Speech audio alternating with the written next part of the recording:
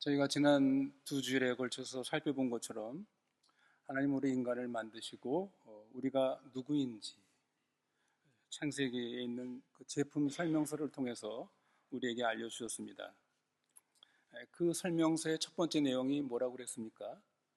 우리 인간은 보잘것없는 흙으로 만들어졌지만 동시에 하나님의 형상을 닮은 그 고귀한 존재라는 이 사실이었습니다. 흙으로 만들어진 하나님의 형상. 참 이것은 신비한 존재가 아닐 수 없는 것이죠.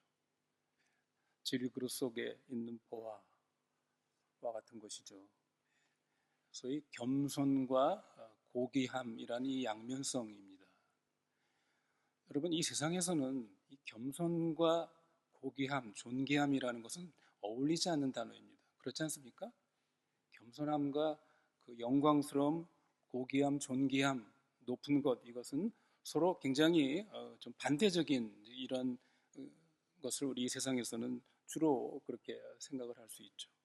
그러나 우리 기독교에서는 참으로 놀랍게도 이 겸손과 존귀함이 아주 신비롭게 조화를 이루는 이러한 사상, 또 이러한 모습을 성경은 늘 강조하고 있죠.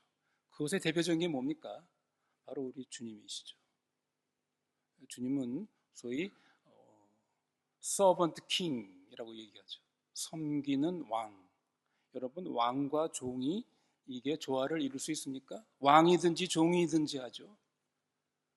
그러나 우리 주님은 왕이신데 그 왕은 참으로 겸손한 왕이셨다는 것이죠. 우리 인간의 존재도 마찬가지입니다. 성경이 우리에게 알려준 인간이라는 존재는 이렇게 흙으로 지어진 비천한 낮은 존재임에도 불구하고 그러나 하나님의 형상, 그 고귀한 형상으로 지어진 참으로 놀라운 고귀한 존재라는 것을 우리에게 알려주셨습니다. 여러분, 그래서 우리가 기독교 신앙을 갖고 그리스도인으로 살아간다라는 의미는 뭐라고 그랬습니까? 그것은 단지 우리가 예수를 우리의 구주로 믿는 것뿐만 아니라 그 주님이 우리에게 성경을 통해서 알려주신 그 진리를 믿고 그 진리 안에서 진리대로 살아가는 사람, 이것이 바로 그리스도인인 것이죠. 우리는 이것을 항상 생각해야 됩니다. 그러므로 우리가 성경이 우리에게 알려주신 이러한 인간관을 믿는 우리 그리스도인들은 자신뿐만 아니라 다른 사람과 관계할 때도 항상 이 두 가지 사실 뭐라고요? 겸손함과 존귀함, 이 양면성을 가지고 사람을 대해야 한다는 것입니다. 즉 다른 사람 앞에서 나 자신은 항상 겸손함으로, 다른 사람에 대해서는요 존중함으로, 존귀함으로 대해야 한다는 것입니다. 이것은 제 말이 아닙니다. 사도 바울은 빌립보에 있는 그리스도인들에게 편지하면서 이렇게 명령을 하죠. 빌립보서 2장 3절에 아무 일에든지 다툼이나 허영으로 하지 말고 오직 겸손한 마음으로 각각 자기보다 남을 낮게 여기라.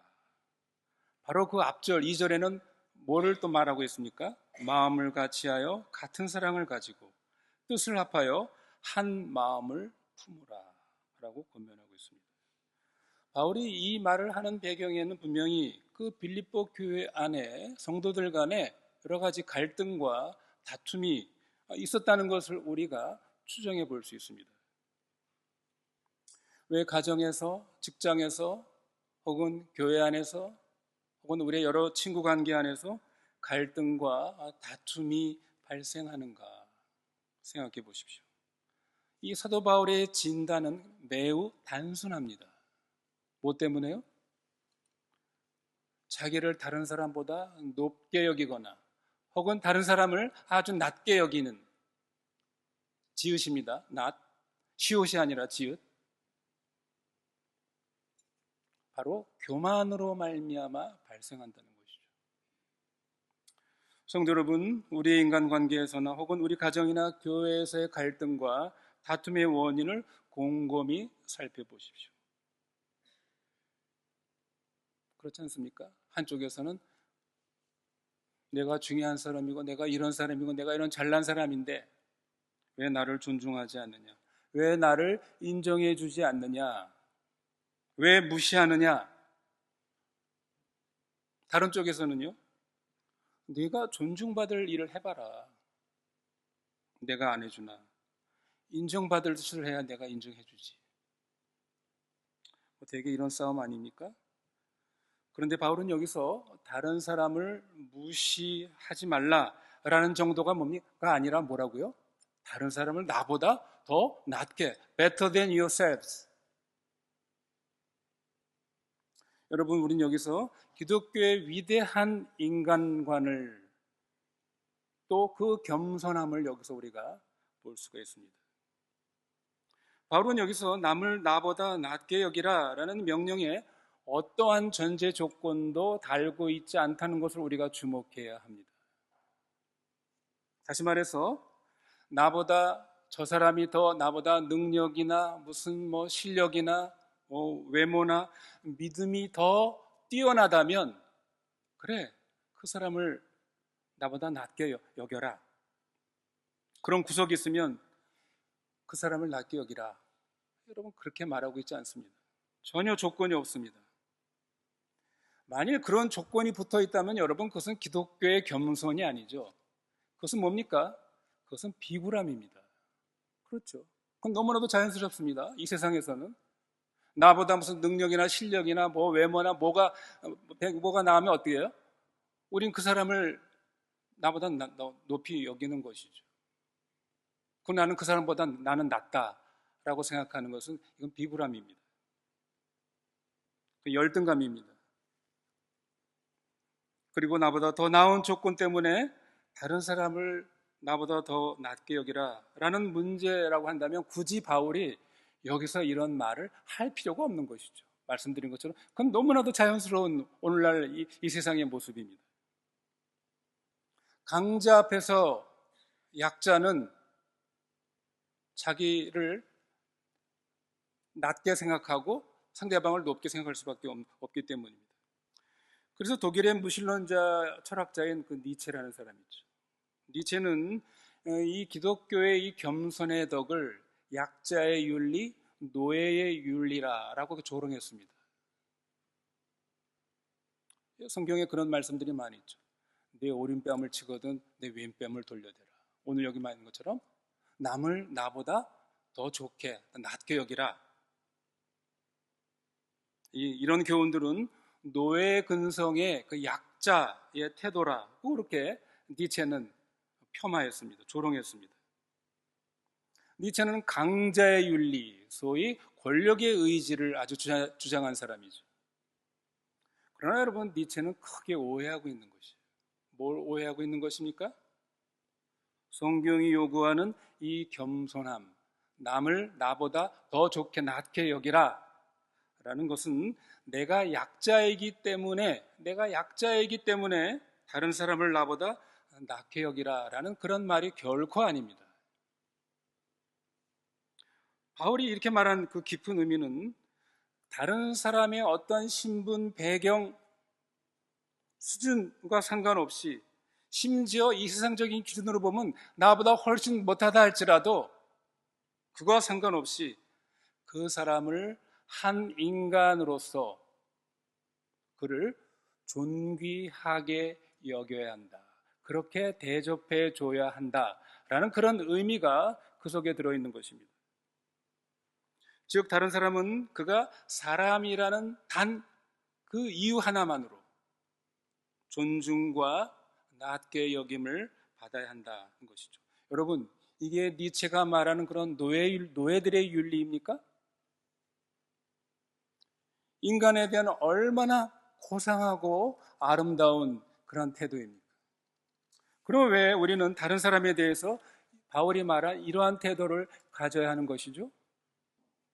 우리가 지금까지 살펴본 것처럼 그 사람이 어떠한 인간도 그의 모든 배경이나 실력이나 무슨 어떤 수준과 상관없이 하나님의 형상으로 지음받은 고귀한 존재이기 때문에 그렇습니다. 그래서 저와 여러분은 우리 속에 이 교만이라는 괴물이 그 머리를 쳐들려고 할 때마다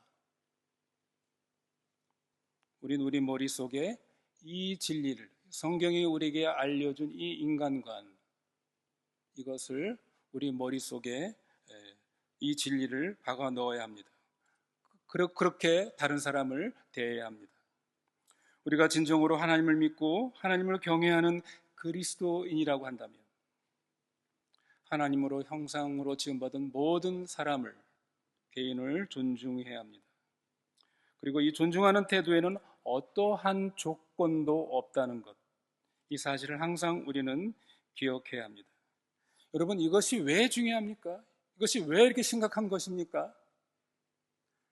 다른 사람에 대한 우리의 태도는 그것이 나와 그 사람과의 관계로 끝나는 것이 아니라 그것이 나와 하나님과의 관계와 관련이 되어 있기 때문입니다. 여러분, 이것이 이 세상의 도덕적인 그 동기와 다른 것이죠. 세상의 도덕이라는 것은 그 사람과 나와의 그런 도덕적인 윤리적인 관계로 끝납니다. 그러나 우리 기독교의 윤리 도덕이라는 것은 단순히 인간과의 관계가 아니라 그것이 나와 하나님 관계에 영향을 끼치기 때문에 그런 것이죠. 다시 말해서 다른 사람에 대한 내 교만의 태도나 무시나 경시의 태도는 뭡니까? 그를 지으신 창조주 하나님 여호와를 무시하는, 경멸하는, 경시하는 태도이기 때문에 성경은 우리에게 엄숙히 이 사실을 경고하고 있는 것입니다.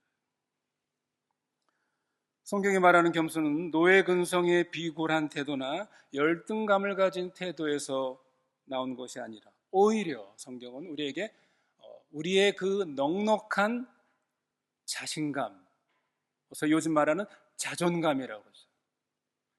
견고한 높은 자존감에서 나오는 그러한 겸손함임을 여러분 우리는 기억해야 합니다.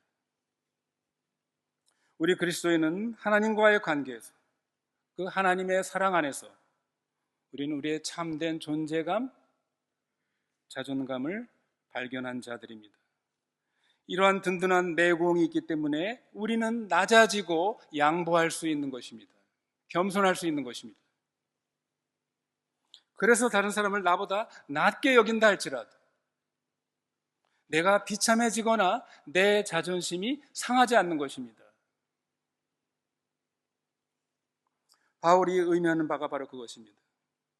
이러한 겸손의 우리의 가장 최고의 모델은 누구십니까? 말씀드린 것처럼 우리 주 예수 그리스도십니다.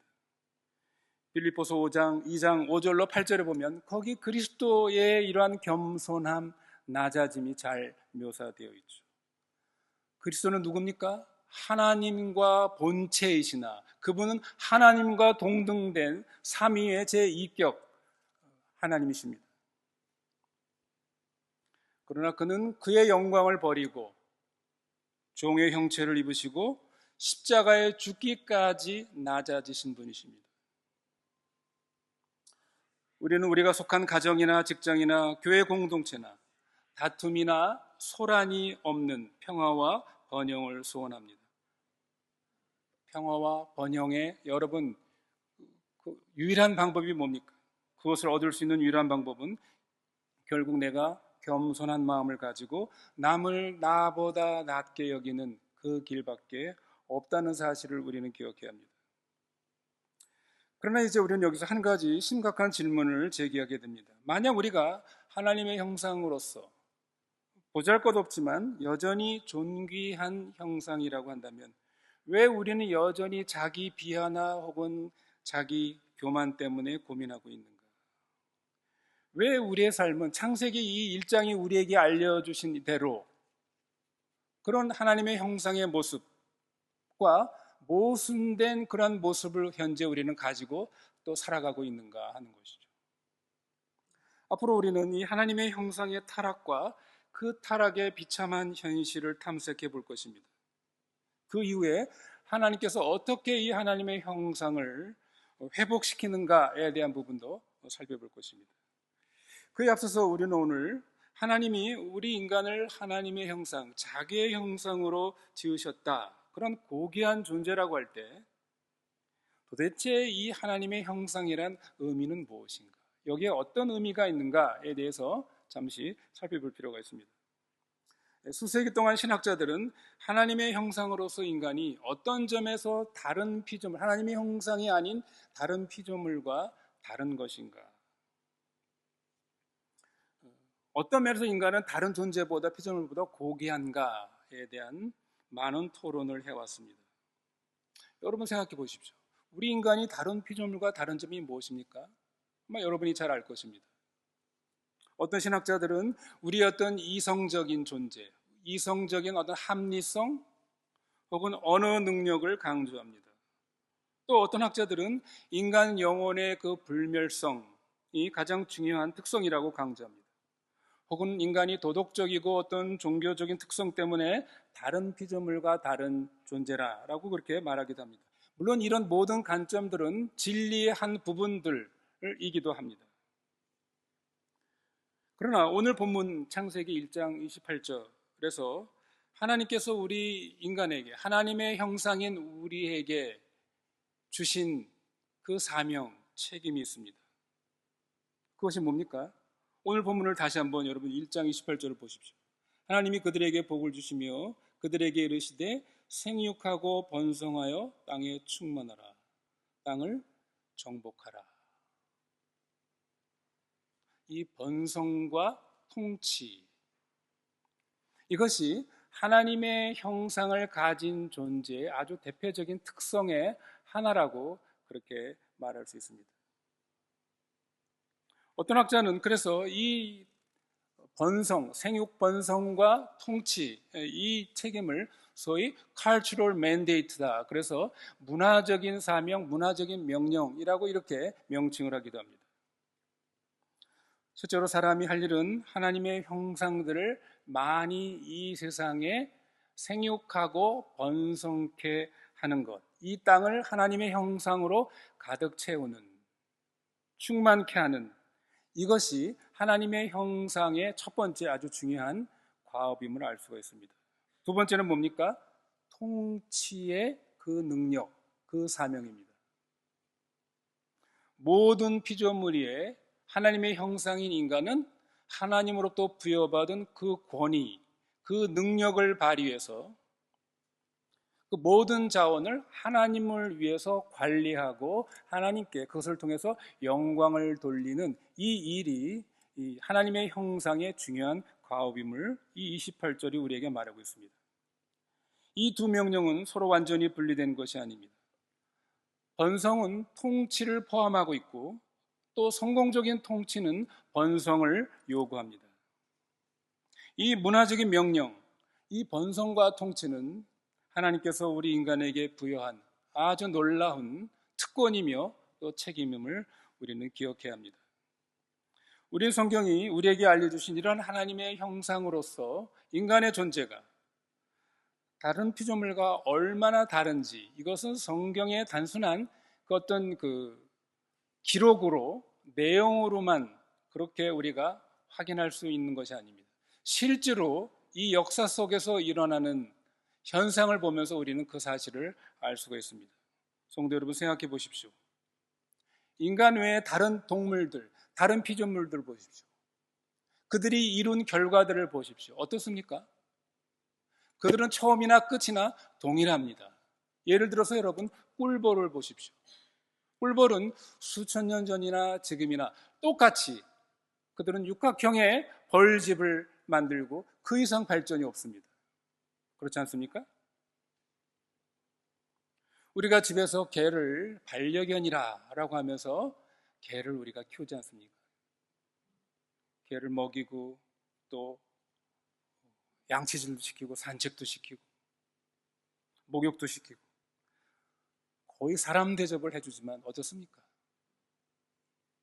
여전히 개는 개처럼 사는 것이죠. 그러나 인간은 어떻습니까? 인간은 끊임없이 생각하고 상상력을 동원하고 도구를 만들어 상황을, 조건을 개선하고 문화를 발전시켜 나갑니다. 오늘 우리 인간이 이룩한 이 문명, 이 문화의 이 발전과 이 성취를 보십시오.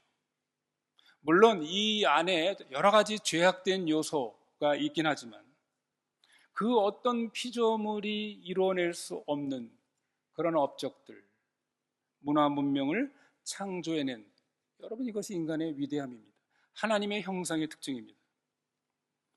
그러나 이 세상의 어떤 철학이나 종교도 인간의 이러한 독특함과 이 위대함의 이유를 설명해 주지 못합니다.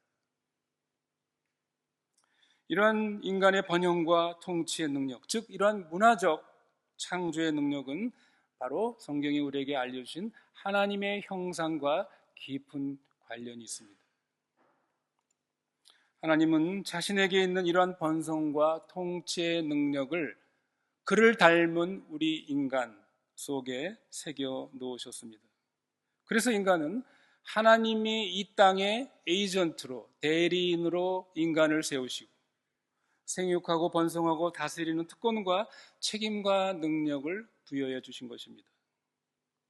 그러므로 우리가 현재 보고 있는 인류의 모든 이런 위대한 문명과 이 문화의 업적은 인간이 우연히 무슨 다른 동물보다 진화를 더 잘 해가지고 이룩한 그런 능력이 아닙니다.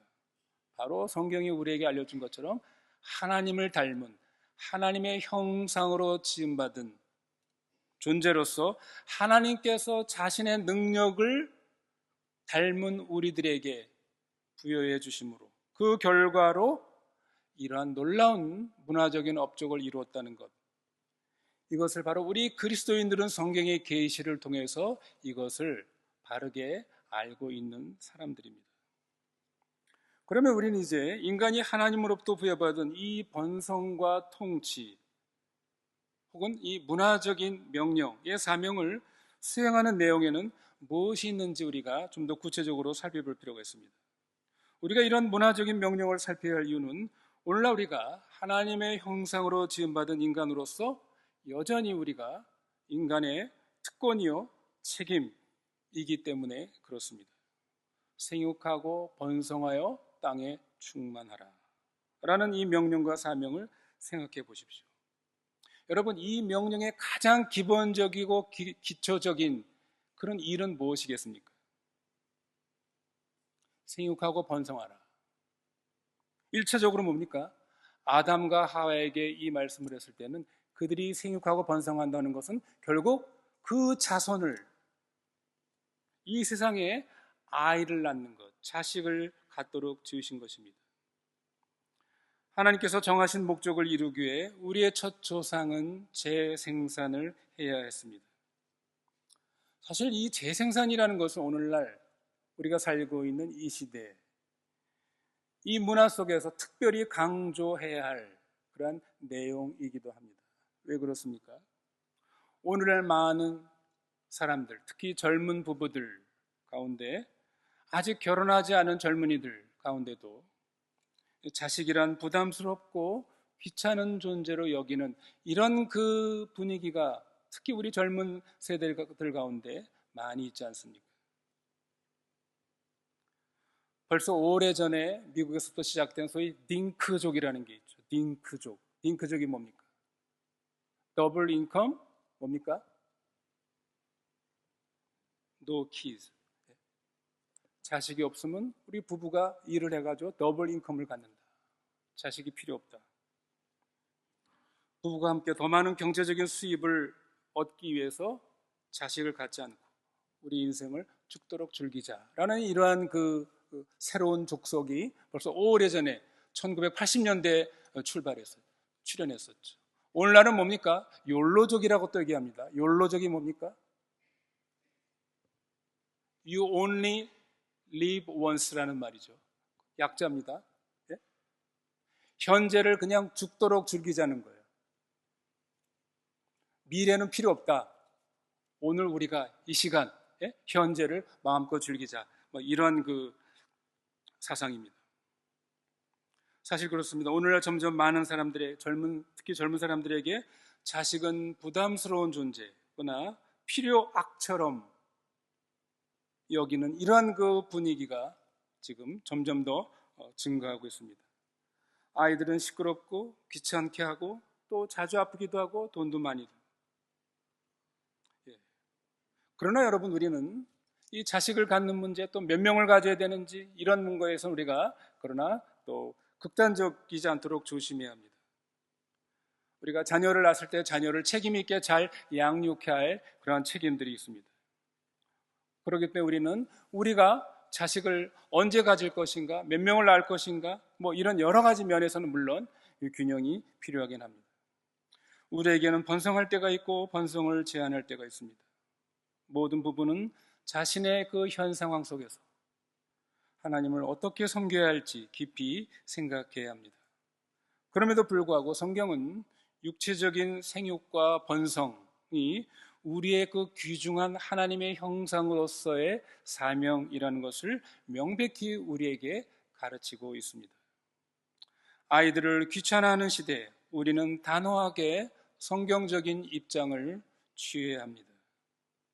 시편 127편 3절에 자식은 우리의 선물이요 상급이라고 이렇게 말하고 있습니다. 그들은 하나님의 축복입니다. 하나님께서 우리를 이 땅에 보내신 중심 목적 중에 하나가 바로 자녀를 낳는 데 있다는 것. 그래서 우리는 서로 자녀를 낳도록 격려하고 아이를 갖는 사람들을 볼 때 함께 우리는 기뻐하고 축하해야 합니다. 그러나 성도 여러분, 이 번성의 임무는 여기서 끝나지 않고 더 넓은 의미, 광범위한 범위로 확장이 됩니다. 신약 성경에는 이 창세기 1장 28절에 있는 이 번성의 의미를 더 높은 깊은 차원으로 확대시키고 있습니다. 여러분 잘 아는 것처럼 예수님께서 승천하시기 전 제자들에게 또 모든 신자들에게 소위 대위임령이라는 선교적인 명령을 내리셨습니다. 마태복음 28장 19절 20절에 있는 것처럼 그러므로 너희는 가서 모든 족속으로 제자를 삼아 아버지와 아들과 성령의 이름으로 세례를 주고 내가 분부한 모든 것을 지키게 하라. 그렇게 명령하셨습니다. 하나님은 그리스도 안에서 믿는 자는 누구나 다 하나님의 가족으로 받아들이십니다.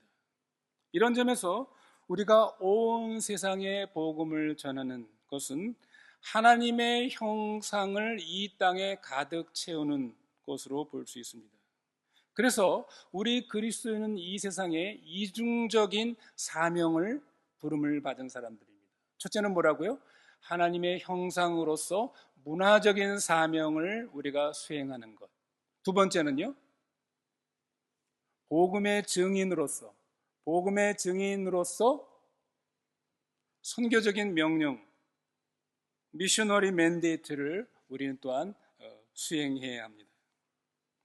이런 의미에서 본다면 이 생육하고 번성하라는 이 하나님의 명령은 단지 자식을 낳는 것과 같은 어떤 육체적인 재생산의 좁은 의미만을 갖는 것이 아닙니다. 방금 앞에서 살펴본 것처럼 더 넓은 의미로 믿지 않는 사람들을 하나님의 가족으로 만드는 이 영적 재생산의 의미를 가진다는 것을 우리는 염두에 둬 생각해야 합니다. 여러분, 이것은 놀라운 또 우리에게 위로와 격려가 되는 것입니다. 어떤 격려와 위로가 됩니까? 그것은 육체적으로 재생산을 할 수 없는 부부나 결혼을 하지 않고 싱글로 사는 사람에게도 복된 소식이 아닐 수가 없습니다. 왜 그렇습니까? 이런 사람에게도 번성케 하라는 이 하나님의 이 창조의 명령은 제외되는 것이 아닙니다. 여러분 가운데 자녀를 가질 수 없어서 실망하고 있습니까? 자녀가 없어서 고통스럽습니까? 그런 분들은 실망할 필요가 없습니다. 바울이 디모데에게 나의 믿음의 아들이다 라고 그렇게 말했습니다. 그런 분들도 다른 사람에게 복음을 전하여 많은 자녀를 가진 영적인 부모가 될 수 있기 때문입니다. 그리고 우리가 여기서 또 한 가지 인간의 이런 문화적인 사명과 관련하여 저희가 알아야 할 사실이 또 한 가지가 있습니다. 하나님을 알지 못하고 그리스도를 믿지 않는 불신자랄지라도 그는 여전히 하나님의 형상으로 지음받은 자라는 것, 우리 그리스도인은 늘 이것을 잊지 말아야 합니다. 그렇기 때문에 불신자들도 여전히 고귀한 하나님의 형상 존재예요. 여전히 그들도 하나님의 이런 문화적인 사명, 문화적인 능력을 성취할 수 있는 그런 존재라는 것을 우리 그리스도인은 늘 생각하고 인정해야 합니다. 그러므로 우리 그리스도인은 불신자들이 이룩한 놀라운 문화적인 업적, 그것이 뛰어난 어떤 예술 작품이든 과학기술의 업적이든 그 어떤 문화적인 업적, 탁월함에 대해서 우리는 그 사람이 하나님의 형상으로 이러한 놀라운 업적, 능력을 발휘했다는 그 사실을 통해서 우리는 그리스도인들은 하나님께 영광을 돌릴 수 있습니다. 또 그 사람들이 이룬 업적을 우리는 즐겁게 감상할 수 있습니다. 어떤 극단적인 그리스도인들은 불신자들의 그러한 예술이나 작품들, 그들이 하나님을 인정하지 않고 그리스도를 믿지 않기 때문에 그것은 다 쓰잘데없는 것들이다, 악한 것들이다, 이렇게 취급하는 경향이 있습니다. 여러분, 그것은 매우 잘못된 편견입니다. 왜 그렇습니까? 말씀드린 것처럼 그 불신자도 여전히 하나님의 일반 은총 안에서 하나님의 형상으로 그 안에 놀라운 번성과 통치의 능력을 부여받은 존재이기 때문에 우리는 그들이 이룬 업적, 그 탁월함을 우리는 함께 감상하고 누릴 수 있어야 합니다. 그러므로 우리 그리스도인들은 아름다운 음악이나 시나 그림을 볼 때 그 예술가가 믿는 사람인가 아닌가, 거기에 우리는 시비를 걸 필요가 없습니다. 그런 질문조차 할 필요가 없습니다. 단지 그 하나님의 형상이 발휘한 그 창조성, 그 아름다움, 그 풍성함을 감상하고 즐기고 우리는 누려야 합니다. 그리고 인간에게 이러한 문화적인 능력, 창조적인 능력을 주신 우리 창조주 하나님을 우리는 찬양하는 것이죠. 영광을 돌리는 것입니다. 이것이 그리스도인이 이 세상 문화를 혹은 불신자의 문화를 감상하는 태도입니다. 물론 그 불신자들이 그 작품을 통해서 만약 어떠한 메시지를 전달한다고 할 때 그 메시지가 우리가 성경적인 진리에 어긋나는 거라면 우리는 그것은 결코 받아들여서는 안 되는 것이죠. 말씀을 맺습니다. 사람이 무엇이간데? 라는 이 다윗의 시편 8편의 질문에 대해서 우리 그리스도인은 언제나 오늘 말씀을 통해서 우리를 하나님의 형상으로 지으셨다는 이 사실의 의미를 언제나 우리는 깊이 인식하고 깨달을 필요가 있습니다.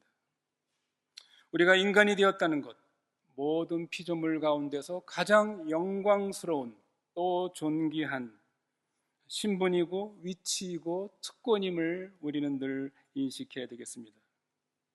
그래서 인간은 이 땅에서 하나님의 대리인으로서 번성과 다스림의 특권과 능력을 부여받은 것입니다. 그래서 여러분이 자녀를 낳고 양육할 때 그 양육의 과정이 아무리 힘들고 어렵다 할지라도 그것은 여러분 개나 고양이를 키우는 그것과는 비교할 수가 없는 것입니다. 여러분은 창조주의 형상을 양육하고 있다는 그 놀라운 사실을 우리가 기억해야 합니다. 또한 우리가 누군가에게 그리스도를 소개하고 그리스도에 관하여 가르칠 때 여러분은 단지 그들에게 어떤 기독교적인 종교적인 사상을 전파하고 그들을 어떤 종교인으로 만드는 것이 아닙니다. 하나님의 형상을 회복시키고 번성케 하는 일을 하고 있다라는 그런 인식을 우리는 잊지 않아야 합니다. 또한 우리는 부모, 남편, 아내, 주부, 직장인, 사업가, 학생, 예술가, 교사, 노동자로서 우리 각자가 맡은 영역에서 우리의 번성과 이 통치의 부르심을 우리는 이루어 가야 합니다. 우리는 이 부르심을 위해서 매일 아침에 일어나 각자의 삶의 일터로 가야 합니다. 우리는 곤충처럼 단순히 생존하기 위해서 일하는 것이 아닙니다. 우리의 일, 우리의 노동, 우리의 모든 과업은 우리의 위대한 왕이신 그리스도를 위한 우리에게 주신 명예요, 특별한 임무임을 우리는 생각하면서 그 일에 참여해야 합니다. 그리고 이 모든 일을 통해 우리를 이 땅에 하나님의 영광의 대리자로 삼으신 그 하나님 자신을 높이고 오직 그분께만 영광을 돌려야 합니다. 여러분, 이것이 인간의 존재 목적입니다. 만약 우리 신자들이 하나님의 영광을 위하여 일한다는 것을 우리가 깨닫는다면 가정과 직장과 사업과 교회가 얼마나 달라질지를 상상해 보십시오. 하나님의 형상이 된다는 것은 하나님의 영광을 위해서 겸손히 일하라는 이 부르심을 우리가 받아들이는 것입니다. 여러분이 어떤 일을 하든 다음 두 가지를 생각하고 이것에 대해 나는 어떤 대답을 할 것인가를 곰곰이 생각해 보십시오. 첫째로, 나는 내가 하는 일이 의미가 있고 유익하다고 생각하는가? 둘째로, 내가 하는 일이 하나님의 영광만을 나타내기 위해 어떻게 나는 변화되어야 되는가?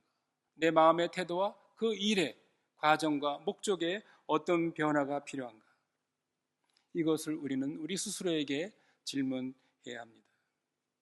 그래서 우리가 하는 모든 일 속에서 먹든지 마시든지 무엇을 하든지 하나님의 영광을 위한 일이 됨을 우리는 깨달아야 합니다.